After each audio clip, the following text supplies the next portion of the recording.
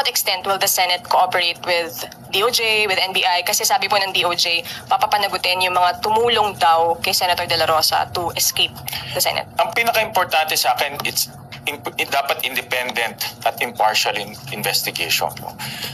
That's the most important. That's why sabi ko, kasama dapat sa investigation ang Senado. No? Kasi nga, dito nangyari at involve yung mga personal ng Senado. But having said that, it has to be impartial. No? At kung merong mga personalities na nagkamali o personalities na merong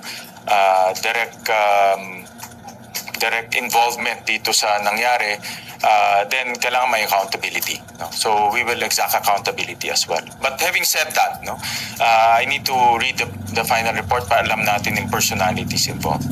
Issue nung sa threshold. We understand, sir, na gusto nyo masunod yung sa Constitution. Pero, sir, kasi yung ngayon may issue ng warm bodies na available during the impeachment trial.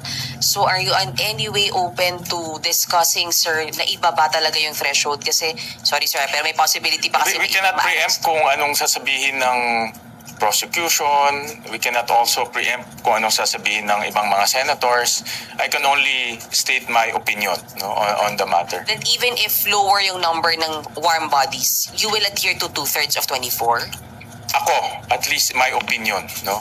I don't know with the others. Hindi ko pa sila nakakausap on that matter, no. Sir, isa na lang. Sir, gaano kahalaga na makausap niyo sa Senator Alan Cayetano para sa inyong Senate presidency, knowing na siya yung pinalitan niyo at para sa mas united na... Ginawa ko kahapon, I reached out to all of the members, including the minority members on the floor. Kinausap ko si Senator Marcoleta, Senator Amy Marcos, Senator Lauren Legarda, Senator Pia. We had a very long discussion. Si Senator Bongo,